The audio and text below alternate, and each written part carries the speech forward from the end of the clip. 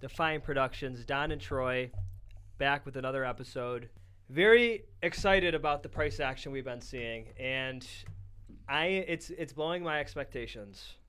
For someone that's Don and I and the people that been stuck around during the bear market and been dollar cost averaging, buying below 20K, doing their daily, weekly, monthly buys. We look back and we're just like, holy moly! Like, retail is still nowhere to be found. I mean, we are retail, but I'm talking mainstream interest is still quite fairly low, and that's what we like to see. Because as crazy as it sounds, it's a player versus player game, and that's mostly in the bear market, player versus player. But now it's player versus you. In the bull market, it's you versus yourself. Now, what I mean by that is your greed, your fear, your emotions could get the best of you. So you just have to stay systematic, understand the process, understand that there's always going to be another bear market. So just because it seems like prices are going up forever, you're going to get drunk in euphoria, and you don't want to round trip your bags. There's nothing worse than round tripping your bags. And that's one thing that I could say in 2021 that I did in my portfolio is round trip my bags. And I know what it feels like to lose everything, and it does not feel good. So just make sure you have a plan, make sure you have a strategy to exit, when things get parabolic, which we're on the cusp of. We're later than you think. Like, people think like the bull market just starting. We've been in the bull market for a year now. So just make sure that when things really get parabolic, it's going to happen fast. The first half of the bull market's typically a little bit slower than the middle and in later stages, but things are going to get crazy soon. So just make sure you have that exit plan. I can't stress that enough. But thank you for tuning in. Don? I want to play a clip real quick. Okay, I'm going to start it off with a clip from one of my favorite movies, The Big Short. And this is a tweet that somebody tweeted earlier today. And they said that we are at this point in the movie. So I'll play the clip real quick. We're going to wait, and we are going to wait, and we are going to wait until they feel the pain, until they start to bleed. That is what I want. But what about our clients who've entrusted us with their savings? I say when we sell. This isn't about you. This is about you. Hey, up beside hey, Mahogany. I say when we sell. Oh my God. My phone is going off. So that is a scene. That is a scene from The Big Short where they're talking about not selling their positions, and you've heard me talk many times ad nauseum about just hit your. I don't know what is going on. Take your focus off. Why are these like? Holy shit! Notifications. Sorry. It's all right. So you've heard me talk many times before in regards to not selling my Bitcoin, and that is the gist of that tweet. We are at this point now in the movie where we're calling the shots. Bitcoiners are calling the shots. We are feeling vindicated. I think vindicated would be a good word to use here. Feel vindicated in our call, although I don't think it was really a call. I don't think it's like anything to really, totally brag about, because, we've seen this play out 4 times prior. And, it's just seeing how the cycles have played out and kind of mapping your strategy based on that, and looking and seeing where things went last cycle. And we've both said before that we felt that we got shortchanged last cycle. We think we should have gotten 100K last cycle, and we didn't, because of a lot of paper Bitcoin trading with FTX and Celsius and 3 Hours Capital and all the stuff that happened there and that blow up. So, some of what we're seeing now with the ETFs and this price action is I think left over from the last cycle, honestly. I think we're seeing that. I think that's what we're seeing now.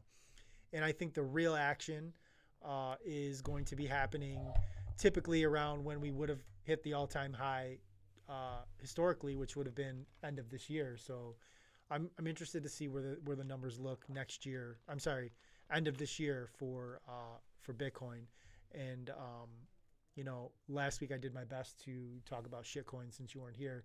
So the viewers that like that type of thing should feel better that you're back to talk about all those trash coins. Like Joe Budden in Donald Trump.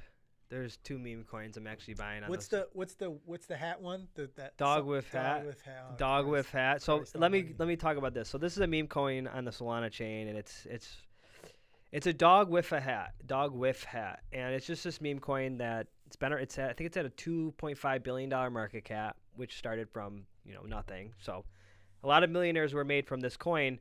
But what's interesting about this is there's actually going to be, there's this donation thing where you can donate to an address, because to get on the Vegas Sphere, now this is the ultimate pump and dump. Listen to this pump and dump. To get on the Vegas Sphere, to advertise on the Vegas Sphere, it's $250,000 a day. To advertise for a week, it's $650,000 a week. Now they raised, and that's how you know we're still early, because it took literally like 4 or 5 days to raise $650,000. At the peak of a bull run, that's raised in 2 hours. But yeah, we hit the thresholds. So you were able to donate USDC to this address. I think we got 665,000 for the haters. So a little bit over. And now you can anticipate the dog with hat with the Solana colors, which Solana colors are what? Purple, black, white, Couldn't tell you. blue. So there's going to be the Solana colors on the Vegas Sphere. And then there's going to be the dog with hat logo on it. So this is the ultimate pump and dump. This is like a big FU to the government. Like if Nancy Pelosi's doing insider trading, like what's wrong with a little bit of meme coin pumping? But I'm not like affiliated with this. It's just something I have exposure to. It's interesting to see. I think this is bittersweet about it. I think it's funny, but I feel like it's not going to end well. It's trash. It's all not going to trash. end well. It's yeah. all trash. I've been very clear on how I feel about these meme coins and these stupid coins like dog with hat and whatever these other names are. Like, unfortunately, a lot of the people that are going to be investing in these coins, this is going to be their first foray into crypto. They're going to get wrecked and they're going to feel some type of way. And it'll be a cycle or two before they own Bitcoin, and by then it's going to be, detrimental to their generational wealth opportunities to wait that long. And that's why I'm so against it. Not against people making money. I'm not against people profiting off investments, but these are just not smart investments. I want to spin back to more serious topics. I want to talk a little bit more about the ETFs because we're getting a lot of data. We're getting a lot of numbers to kind of see like what's really driving this price action that we're seeing. So I got a tweet here from British Hodl. ETFs brought in $1 billion of net Bitcoin assets under management yesterday.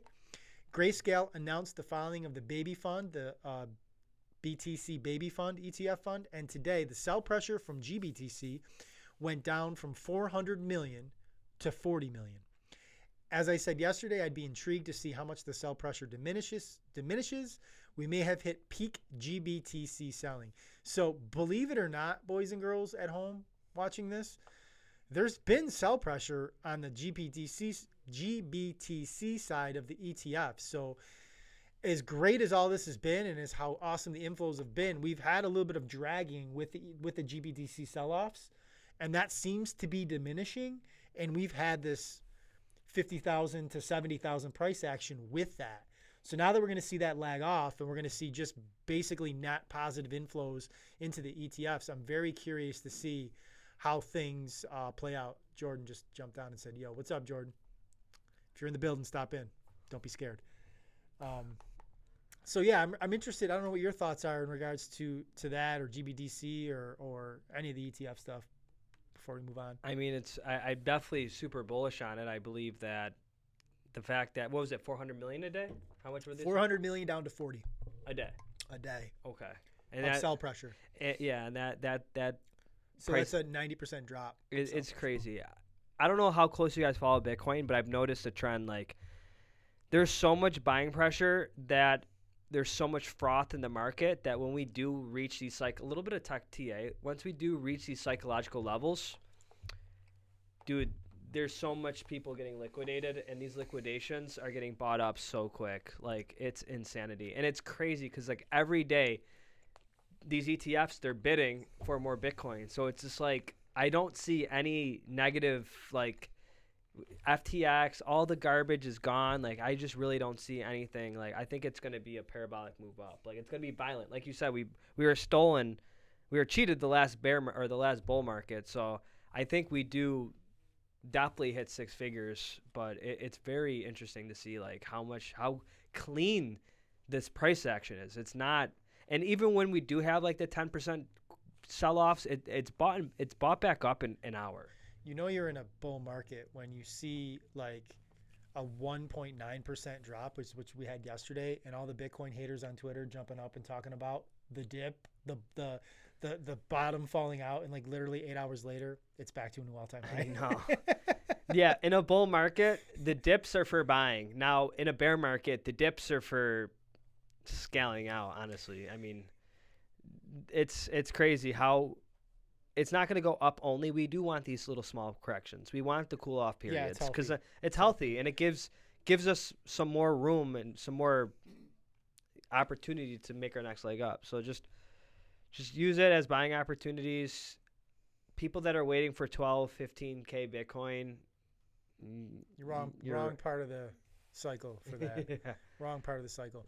And let's tie a bow on that. And real quickly, I want to talk about the tweet that I talked to you about the other day in regards to, with Bitcoin being transparent, you can see order books. You can see where people are putting their orders, both short side, long side. 75K as of 2 days ago had a massive wall of like short liquidations. So if we reach 75, there's like a massive amount of shorts that will be liquidated. What that means is when those shorts get liquidated, they have to turn around and buy to cover their shorts.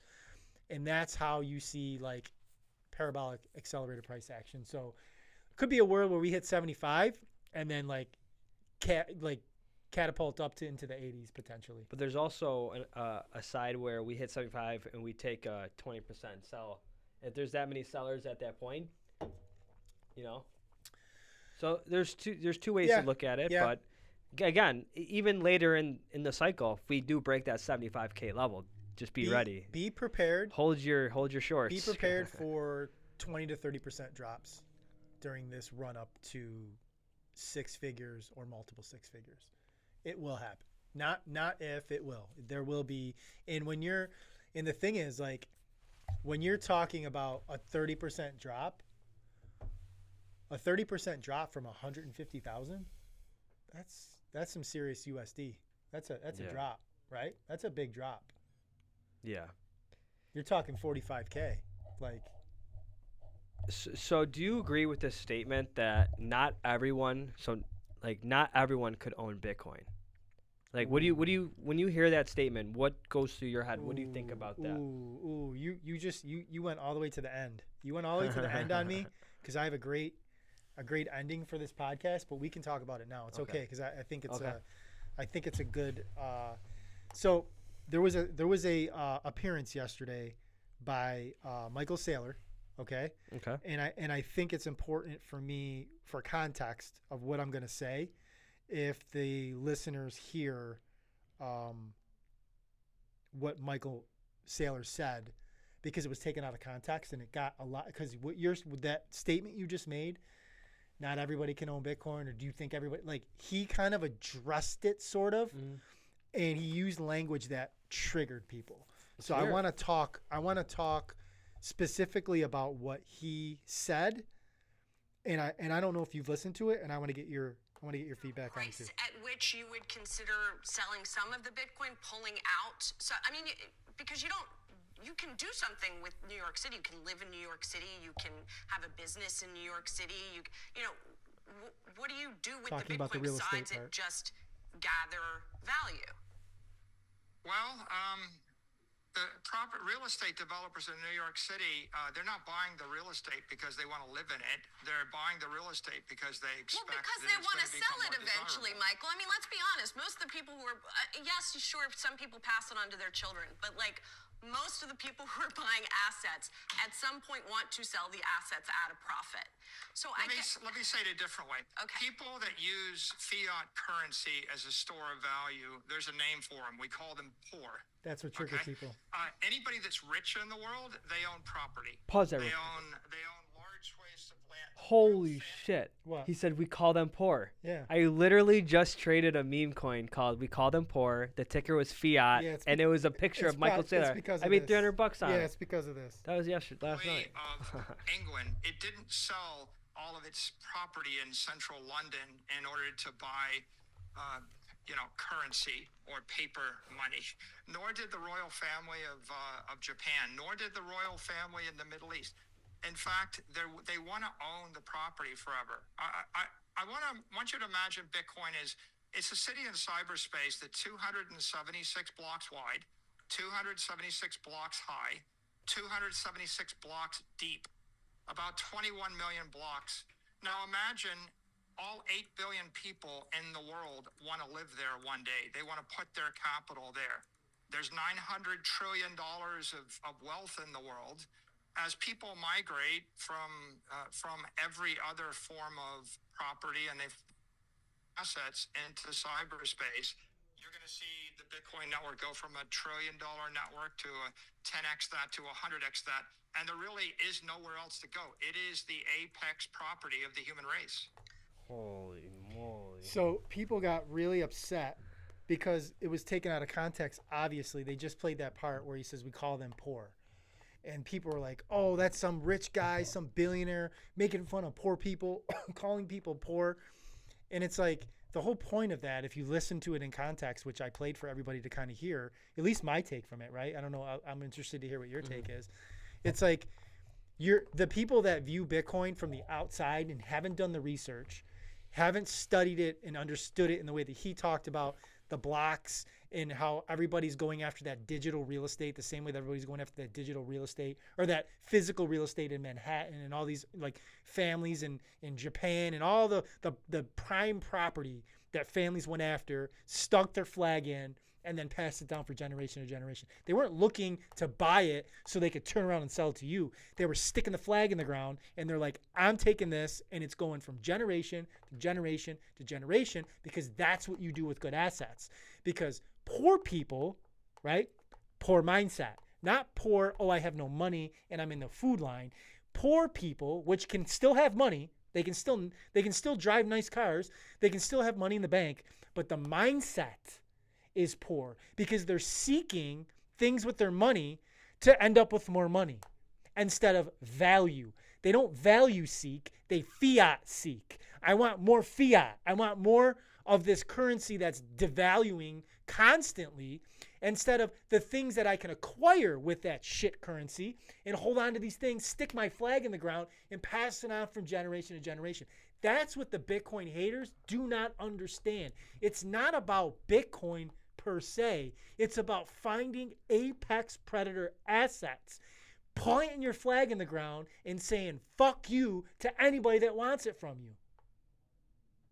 That's what it's about. That's what I got. I don't know what you. No, I completely agree, and it's not something that happens overnight. Like having that fiat mindset's a virus, and it takes a long time to get rid of that mindset and have that Bitcoin valuable mindset. So I don't blame them. I think it's just like a learning thing. Like you have to it takes thousands of hours to understand it, but. Yeah, the fiat maxi mindset virus is definitely something you want to steer away, especially that our currency is continuing to be devalued. And that's why, there's not going to be Bitcoin for everyone. As the value of as they print more money, our currency is being devalued. We have a supply shock coming soon. Was it April 24th or 12th? It is 34 days away. So simple ticker. Simple economics is demand is going to exceed the supply. And the price is just going to go parabolic. And you're going to be forced to buy back higher. You're going to be forced to buy Bitcoin at 6 figures. So that's the thing. So our currency is being debased. They're printing more money out of thin air. You want to hold valuable assets. You want to hold something that's scarce. There's only 21 million Bitcoins. What is the supply? There's an infinity amount of supply for US dollar. US dollar is the ultimate shitcoin. So yeah, I mean, I really like your thought process on that. Is really, really interesting to hear that. And to tie a bow on that, is the fact that Michael Saylor continues to back up the truck, because after he made that He statement, bought more. Saylor has raised $800 million more to buy Bitcoin. Or let me read you the tweet in context. Saylor raised $800 million more to buy Bitcoin 2 days ago, went on Yahoo Finance and called people who save in fiat poor, and now he's raising another $500 million to buy more Bitcoin. What a legend. He will be the first trillionaire. He will be the richest. He may end up being the richest this cycle, potentially, depending on where we get with the price action. But by 2030, he'll be the first trillionaire. I completely agree. Because not only is Bitcoin ripping and all the Bitcoin that he owns, MicroStrategy stock is just like let's take a second. Let's take a second and just talk about how he turned a fledgling dying company, right? I didn't know what MicroStrategy was in 2020. I still don't even know what it is. I know it for Bitcoin. But seriously, what do they do before Bitcoin? Software stuff. So he turned a company that was basically dying. It was like 50% off or more, or maybe it might have been like 70% off its all-time high. It was like way off its all-time high, like nowhere near, just like chilling. I'm gonna look at the chart while you're talking. And he decided, I'm going to try to find something that's going to, it's either my company goes bankrupt, which if he did nothing may have happened, or I'm going to find something to just turn the trajectory of this company around. Oh my. And he studied Bitcoin, understood Bitcoin, obviously from the way that he talks. The light bulb went off. And because he's so smart when it comes to finance and he knows how the traditional system works, right? He used his company as a proxy to leverage the debt system of finance to accumulate Bitcoin. And he's essentially not only accumulated the actual physical asset, which is the greatest asset known to man, but he took his company from a less than $100 a share stock to, I think today it's like 13 something. It peaked at 15. It was at 1,500. Oh no, sorry, it's at 1760, 1800 right now. $1,800 a share. This company in 2020 was less than $100 a share. Oh, it has gone absolutely parabolic. So he owns a good percentage of that company, right? And the company's worth, I think, $29 billion. $29 billion. So billion. he has a percentage of that is his because he's the owner, the founder of that company, right? So he owns that. Plus, he's got $10 billion plus in Bitcoin on the company's balance sheet. Plus, he's got 20,000 coins of his own in his personal stash counting. What's that? Does that come out to? You'll have to do the math. So he has just, and it's crazy because like what he's done is like a unicorn. Like other companies will probably follow and try to like take the blueprint and help their companies as well. But like what he has done, you'll never see that in that capacity ever done again. He's a goat, dude. Ever done again. This guy, we talked about this on the podcast. We had conversations. You'll remember this. We had conversations late 2022. What's his liquidation price? Will it get down to the price where he loses everything? Bitcoin, company, all of it gone. And his price was like $3,000 a coin. And we were like, when it was at like 15,000, and it had just come from 69, and we're like, where's the bottom at? Like, if this thing goes down, because he had re-leveraged. His original was at like 10. But when it got down to 15, he re-leveraged to 3.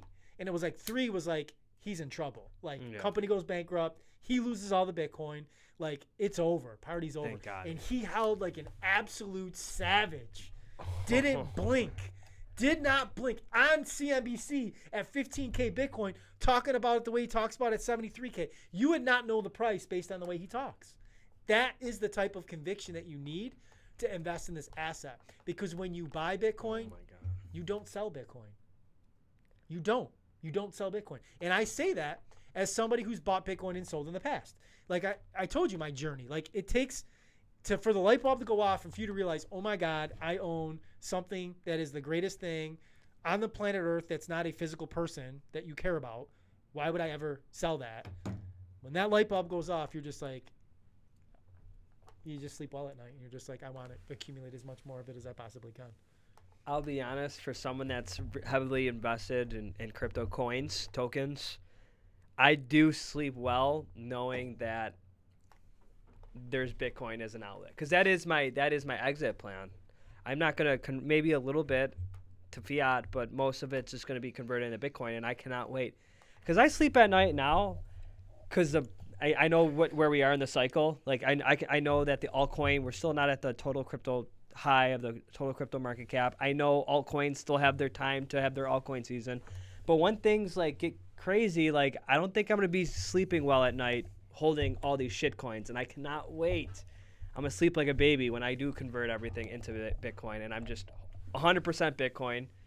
You hold me accountable. What a podcast it's gonna be when we're both sitting here as my Bitcoin God. maxis. I cannot wait, dude. Because I really cannot wait to that day. Because, dude, but time flies, and this bull market's gonna there's actually a saying that time flies faster in the bull market than it does in the bear market. So because you're euphoric, you're super excited. Like I'm waking up at 4 a.m., 4:30 a.m. every day. I'm going to bed at 1 a.m. Like I'm getting like 3 hours of sleep right now. Insane. And that's the sacrifices you need to take advantage of this. Yes, I'm going to trade my Joe Budden and Donald Trump and Dog Whiff Hat and what's it, Cock. What else are we trading? Let's name Shibu. All right, let's move on from all that nonsense. Let's go to the next story. So I don't know if you saw this one because I didn't ask you about it. Peter Schiff was interviewed yesterday with Raul Paul, and that was good. Peter Schiff is on camera saying that he regrets clearly not buying Bitcoin when he first heard about it in 2010. Who? Peter Schiff. I thought he was like but he got caught. He did. He's the gold bug, and he's talks crap about Bitcoin. But he's like, listen, at 73,000 at this point, yes, clearly I regret not buying Bitcoin when I first heard about it in 2010. He's like, he heard about it when it was either $1 or under $1, and he could be like a multi-billionaire if he would have. So he's like, yeah, obviously I clearly regret not buying it. But then he went on to say that he wouldn't want to buy it now, still want to have gold, all that. But he's finally said, yes, so all this crappy talk, it's that piece of him inside where he's like, man, I could have had so much Bitcoin. He probably would have been the biggest Bitcoiner. He understands it. Yeah. He's a gold guy. Like he gets the fundamentals, but I think part of it is like in his mind is like I could have gotten it and he didn't. And then also he's created this whole brand. And he's already wealthy as it is. He is wealthy. You know? and he's branded himself as the anti-Bitcoin guy. So it's part of the brand. No, I completely agree with that. So that's why you have to, when you do see stuff on social media, you have to take everything with a grain of salt. Like you don't know people's intentions. And that's something that I'm starting to understand with Peter Schiff is, sometimes maybe it's just a brand. Maybe like deep down, the truth is he regrets not buying it. But he's so far down this rabbit hole of just anti-Bitcoin that he's just kind of play it off at this point. And like you said, he's already built millions and millions of dollars through the traditional financial world. So it's not like he needs Bitcoin to make more money. And be careful on X. There are some engagement farmers going live on there where they're like going hard as anti-Bitcoin, and it's clear that they're just trolling and they're getting engagement. And Bitcoiners are going on and like talking crap or just trying to like educate them and all that. So like you're gonna see these accounts that are taking advantage, hashtagging the Bitcoin, hashtagging the crypto, talking junk, but they're just doing it for engagement because the people in the community are gonna come in, comment, give impressions, and they're gonna monetize that. So be careful on that.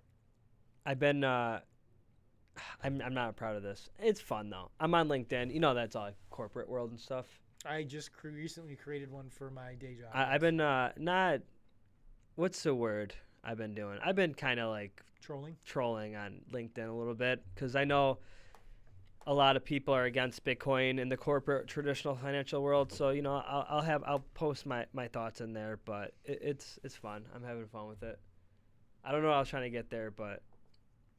All right, let's go on to the next tweet. This one is Barbell Finance, and I wanted to get your thoughts on this as well. Okay. He tweeted, must be his personal household budget that he's talking about here to put it into context. We spend $500 on groceries per month, cook most of our meals at home, don't order drinks or appetizers when we go out, drive a car with good gas mileage, costs only $30 to fill the gas tank, and $80 a month for insurance. Mow the lawn and shovel the snow myself. Inflation is personal. What do you think he means by that tweet? How do you Can interpret you that say it tweet? one more time? Sure. We spend $500 on groceries per month, cook most of our meals at home, don't order drinks or appetizers when we go out, drive a car with good gas mileage, costs only $30 to fill the gas tank, and $80 a month for insurance, mow the lawn and shovel the snow myself. Inflation is personal. I think what I get from it is basically inflation affects those who, if you're not smart with money, like inflation's like if you know how to like be organized and have a plan, like it sounds like he's beating inflation, like he's outsmarting it through good, healthy financial habits, eating at home. I mean, you do want to live a little bit, but that's kind of my take from it is like he's just having good, healthy financial habits that inflation's not really affecting him. Like, yeah, he's paying. I mean, $500 a month on groceries is nothing, really. Like, I'm a single dude and I'm spending. Well, I eat out every day. I'm spending like $2,000 a month on food. And it's just me. Relook at that. Is that bad? It's not. Really? It's not great. Yeah. What is your thoughts on that? I think that he's exhibiting financial literacy, understanding of money, understanding of spending, but I think it's a little bit misleading, and I don't think it's intentionally misleading. I think, you can acknowledge the fact that you're spending your money smart, but you cannot outrun inflation. That $500 a month that he's spending, there are things in that $500, I'm sure, that costed much less at some point, and you're still being affected by that. The car with the good gas mileage, there's some sort of inflation baked into that he may not see because he's doing it on the lower end and he's doing it smarter. But everything is just more, right? It's just more. Like, okay, mowing the lawn, shoveling the snow, like, yeah, you could pay somebody for that, but that's not really inflation. That's just like laziness, you know what I mean? So you would pay extra for that if somebody did it, or a service, and there's inflation for that. So I understand the gist of what he's saying, and I half agree, I partly agree, but I just don't think that you can outrun him. It's just no matter what, it's gonna affect you. Like, the things that you're spending your money on are gonna, like, we just saw a CPI number this week, right? 3.2% came in hot.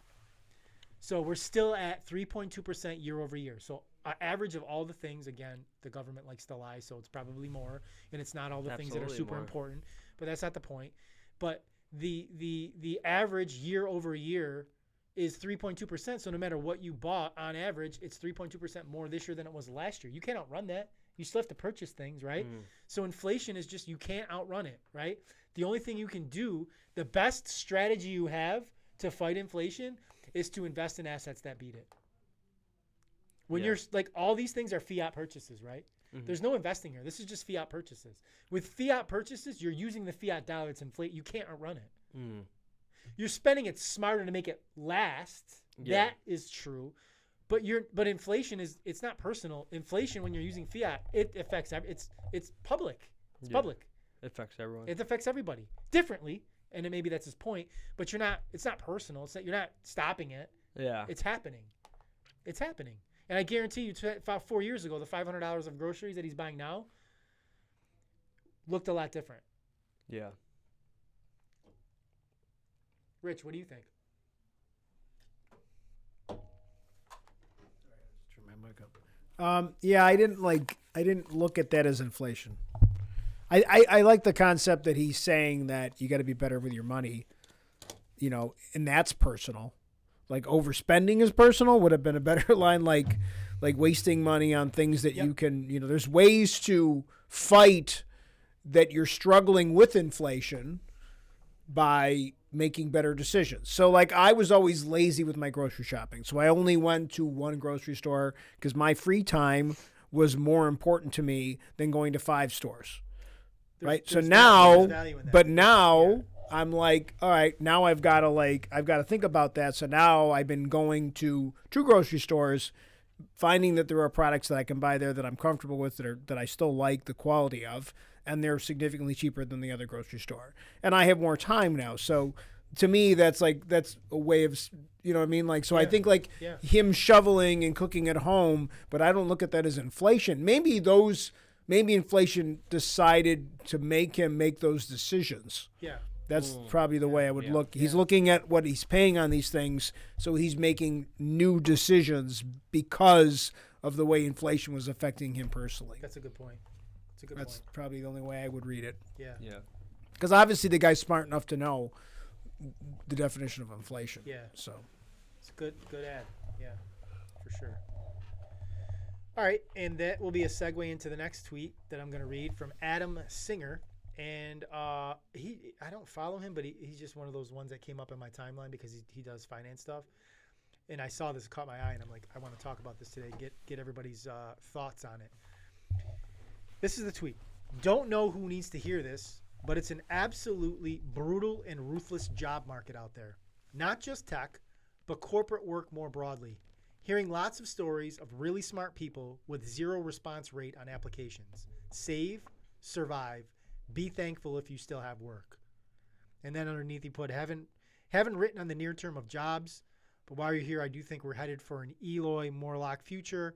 Everyone says Wall-E or Idiocracy, but to me it feels more likely. Wrote on this below, and he put an article that he had written in regards to this topic. So I didn't see that. There's one of the it's got Jerome Powell meme, and it says, "Calm down. I just want you to lose your job." Oh my God. You know, it's crazy because with all this, I just want to make this statement really quick before we talk about this tweet. A more somber thought. That scene in The Big Short where Brad Pitt tells him, "Just don't dance," right? And he talks about every percent that unemployment ticks up is 40,000 deaths. It's either, and I meant to look this up. It's either percentage point or tenth of a point. I can't remember which it is, but whichever it is, like higher unemployment. Did I say unemployment or inflation? I said inflation. I'm sorry. I meant unemployment. Let me spin back. He said when they were dancing in the hotel in the casino, when they were like The Big Short. Yeah, excited about, they're going to get rich. People are going to get hurt, he said. And he said that for it's either 0.1 or 1% uptick in unemployment, it means 40,000 Americans will die. And I always remember that scene because, like, when this all started in 2022, when we were raising interest rates, the goal of raising interest rates is to cool the market down. The only way you cool the market down is to send people home from work. They have to stop working. That's how you cool the market down. The whole point, like the dirty little secret that they never said out loud, was like, we want unemployment to be lower. And if you notice, like, unemployment isn't moving. Like, unemployment is actually going down. I think it just went up last time. I think it went to 3.9, but it was like not moving or actually going in the wrong direction for a while. And that's why rates have taken this long to actually go back in the other direction. He paused a while. Like, the last rate hike has been a minute now. It's been like 6 months. Yeah. It's been a while.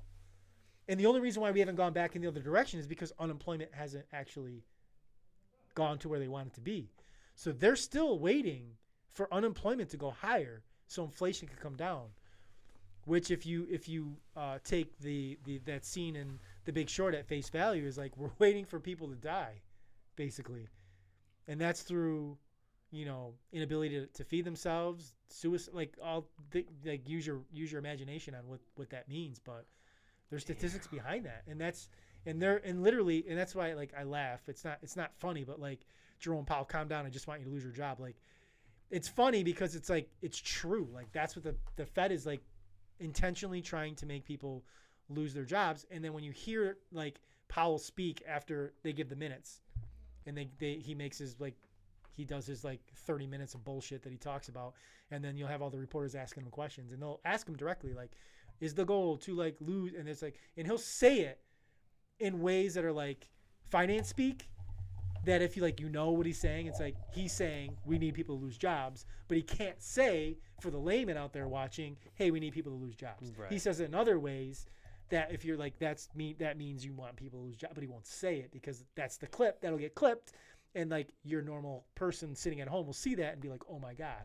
But if you play the clip of how he says it, they just are like, oh, that doesn't mean anything. You know what I mean? So Yeah, they're really smart about the words they use. they're really trying, like this, like inflation is not under control yet. Like it's like people think like it's over, like we won, like we saved, like the recession that people are talking about. Like I don't think it happens the way that like traditionally it would, only because of the empty money supply and the printing that we're doing.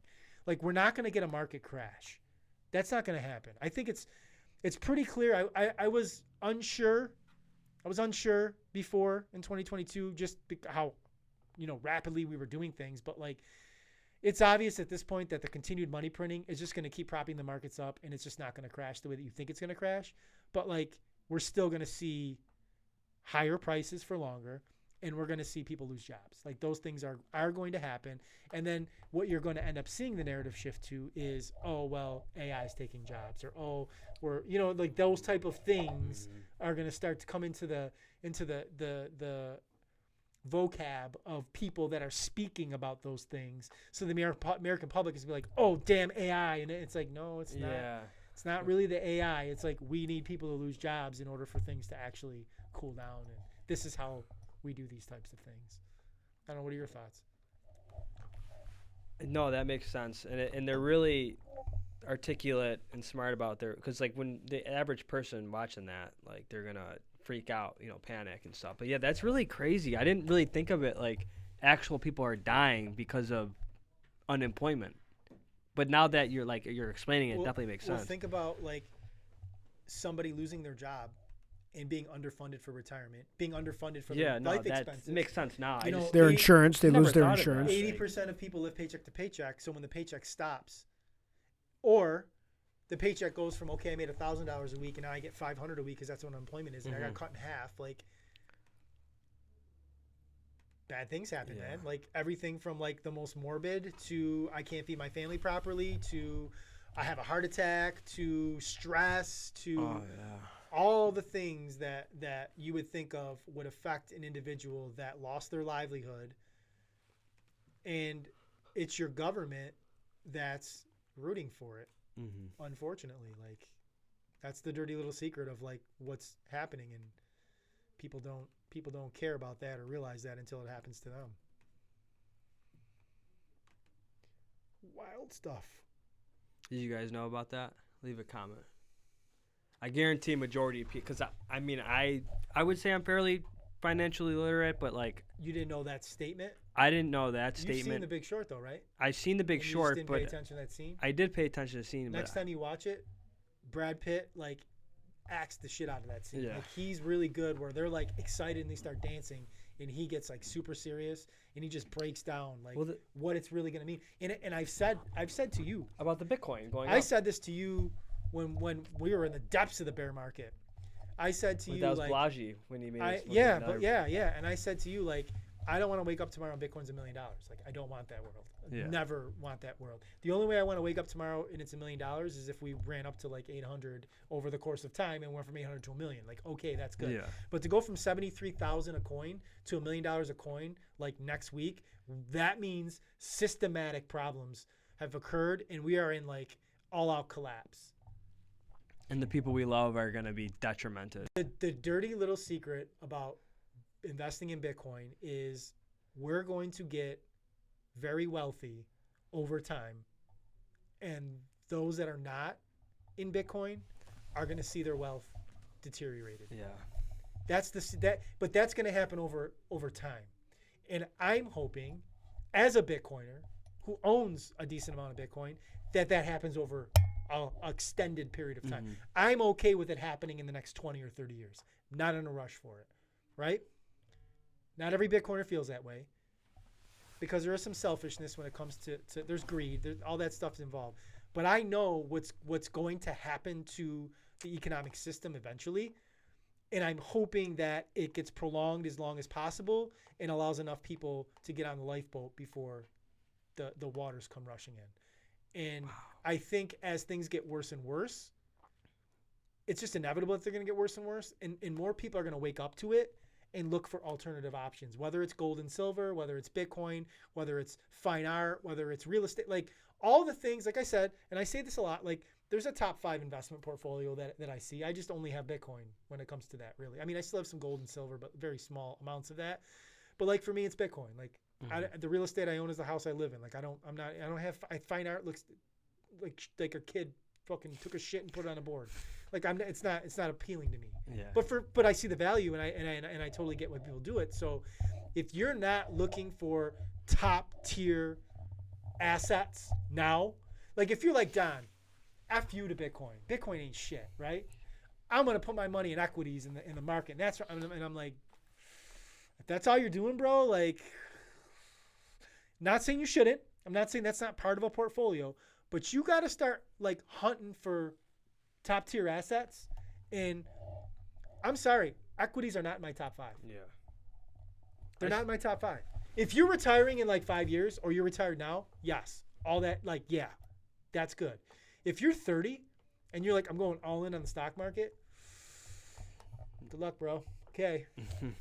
Because in your lifetime, we're probably going to see all the stuff we're talking about. Because the 30-year-old is probably their life expectancy is going to be somewhere close to 90, right? For my generation and Rich's generation, we're right around 80. It might by the time we get there, because we're continually living longer and longer. It's just inevitable. Are you sure? 100%.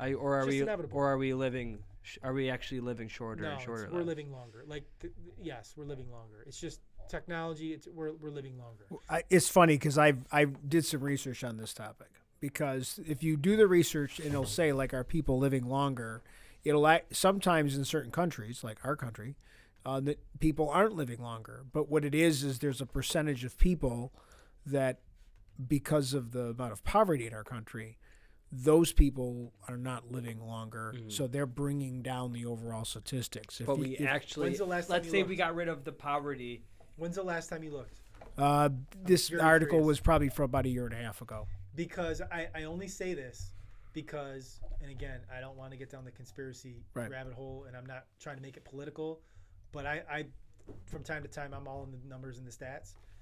There's a lot of like misinformation propaganda because of COVID to make you think things are worse than they were. Right. And there's a ideology that COVID had an effect on, and this is because like I'm in the life insurance industry now, so all these statistics like they have a bearing on policies to see like how long somebody's going to live. Like that, these are important to have accurate numbers to see how long somebody's going to be alive in order to like figure out what policies are going to be worth.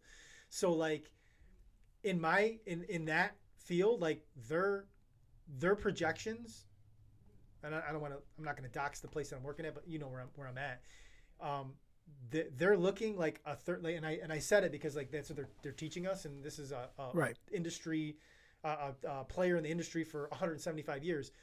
They're saying people in their 30s they're projecting them to live into their 90s. I get my point is that if for the people that are able to know how to eat healthy, if you can afford to eat healthy and get to the doctor and go for the test you're supposed to go to because you have insurance, you're totally right. That this generation is going to live longer as long as they can get access to those things. Unfortunately, sometimes the numbers get screwed up because there's a percentage. Those people you're talking about either. They're not insurable, so we're not even calculating them into the equation. True. So I think we're both right. I think what you're saying is correct, that the technology is there, and we're obviously solving, we're solving things, and like something as simple as breast cancer that used to be a death sentence, and now it's just kind of it's a infectious disease that you're going to kind of live with. Yeah. Like there's always new developments, and so like and the quality of life with some of those things are there.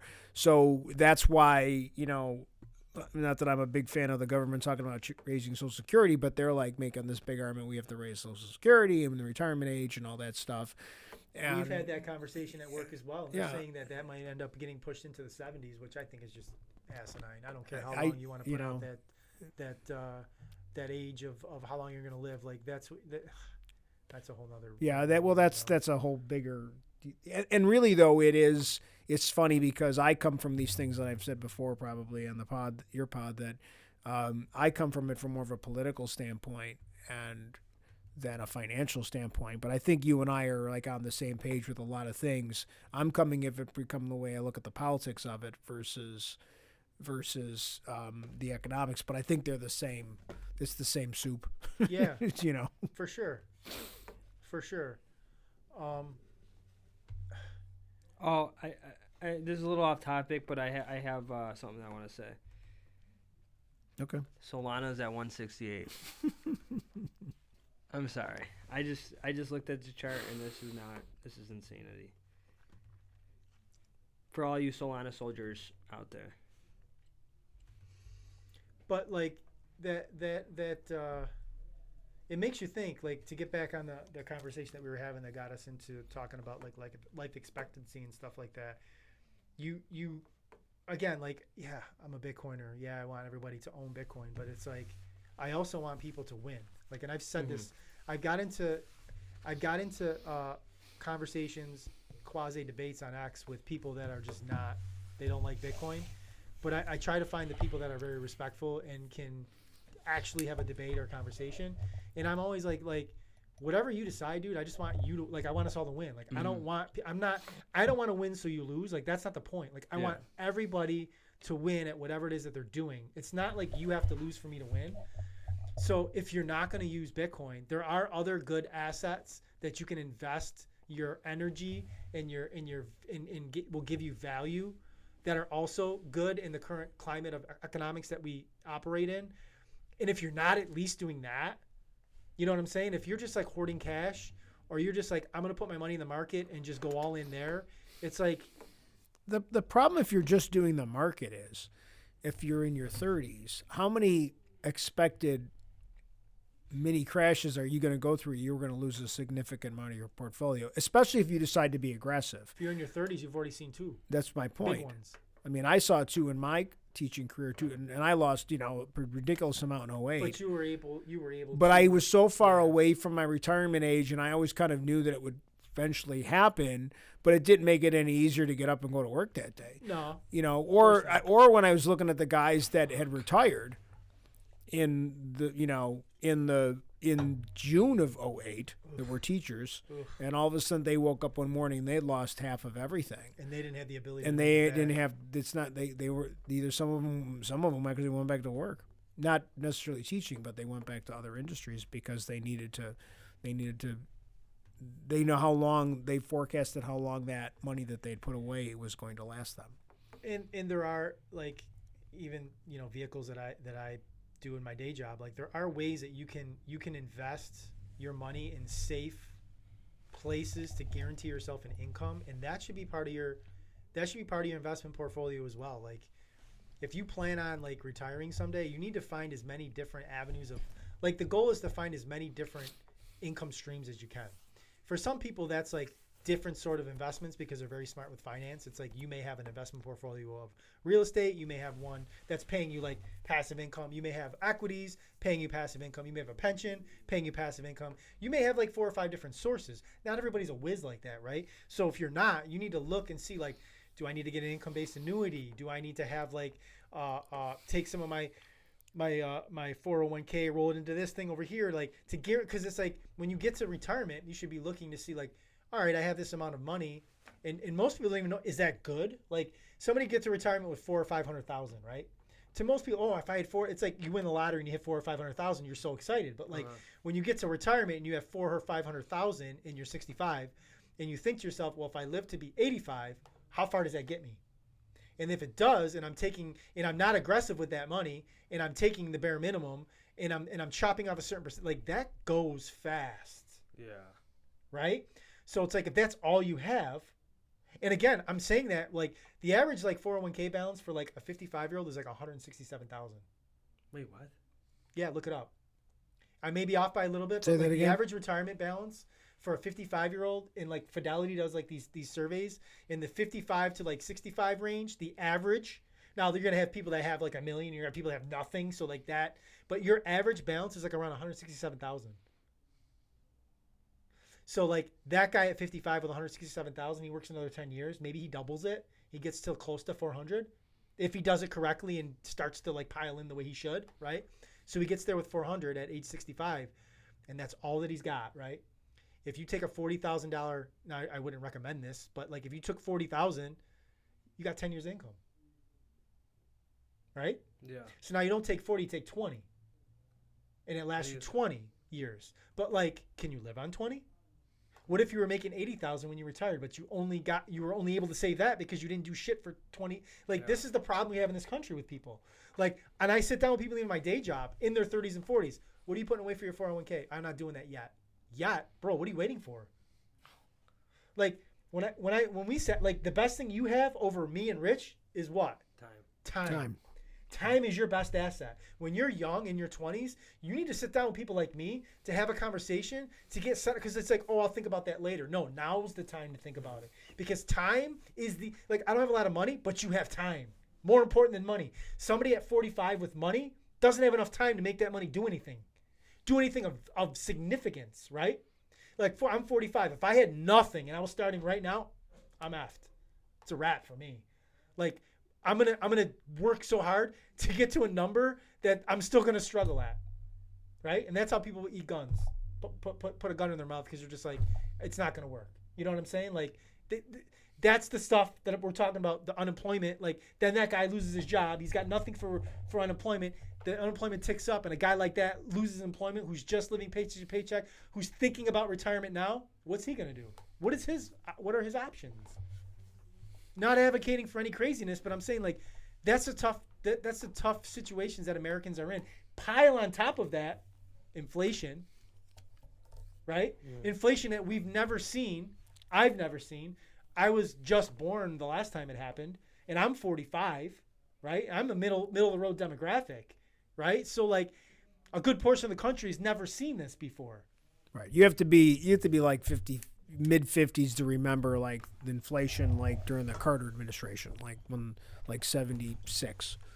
That's kind of when you have to be old enough. You got to be at least 10, 15 years. A 35-year-old right now, yeah, is like 5% rates. Yeah, like really, yeah, like I. Oh my God! Yeah, when is it going back to zero? My house, I forget what my first house rate was. I think it was like 8. It was like 2.5 or something like that. Was when I bought my first home.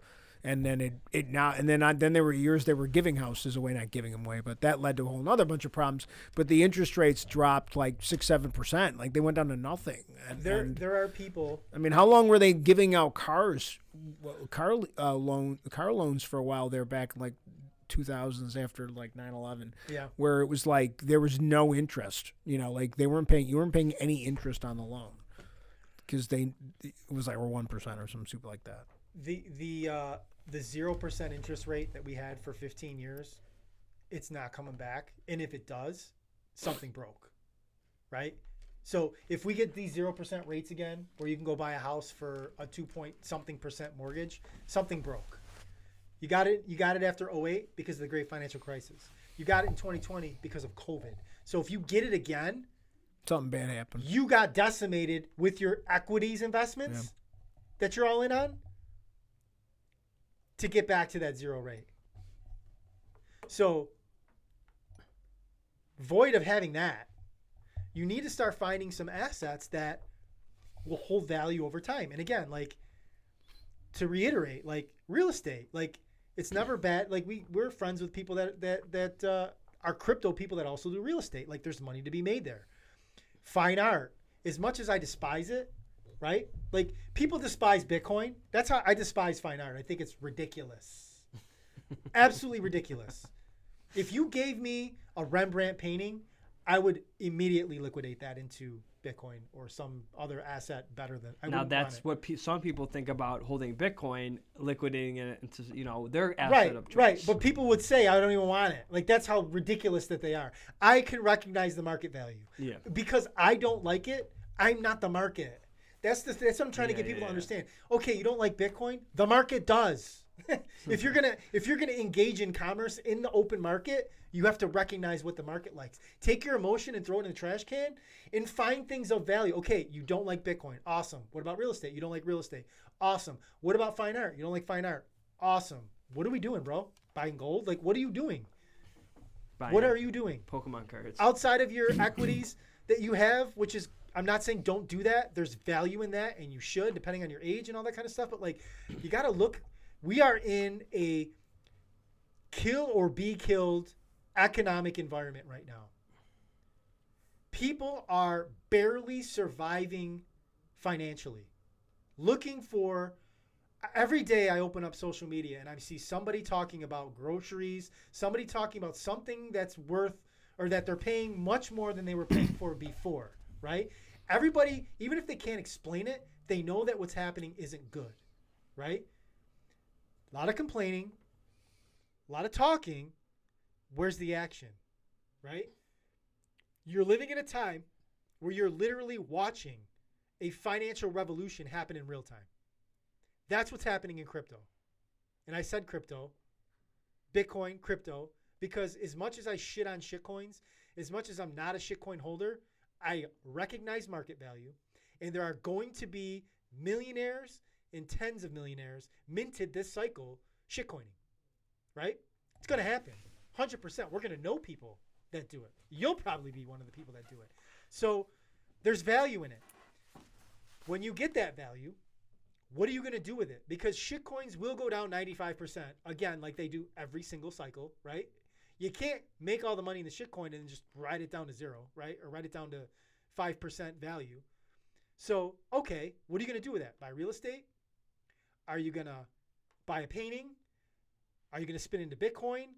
Are you going to find some other up-and-coming asset that's got scarcity, that has value, that's going to beat all the nonsense that we're going in? Or are you going to go take it and put it in the bank and get 4% from, or not even 4%, 2% from M&T Bank and complain about your groceries being $1,000 this month? Like, are you going to take action or are you going to keep complaining? That's the game that we're in.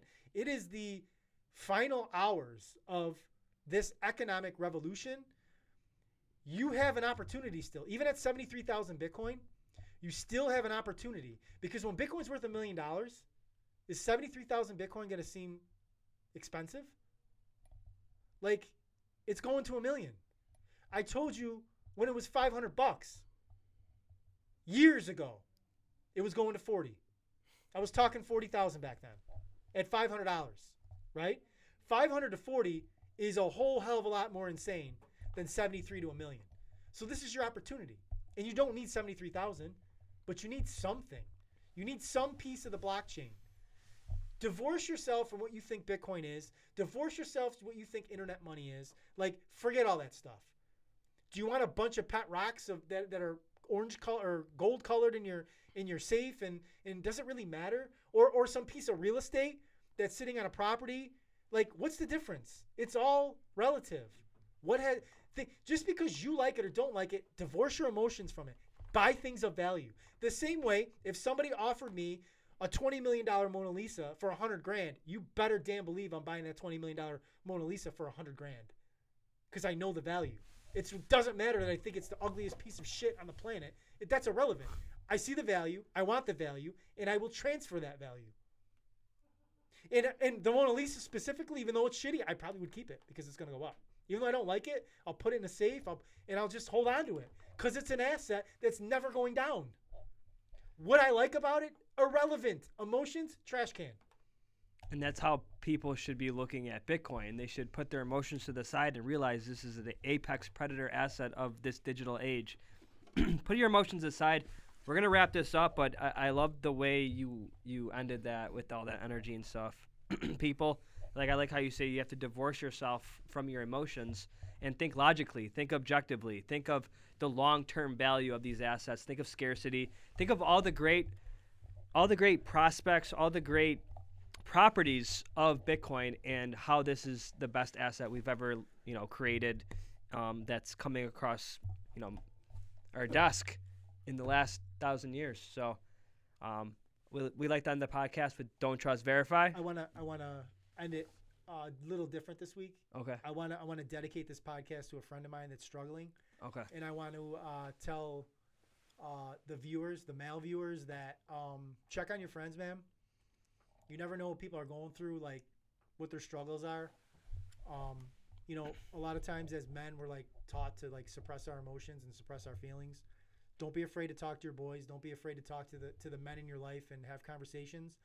And I want to dedicate this podcast specifically to that friend. And I'm not gonna dox his name. I'm not gonna blow his spot up.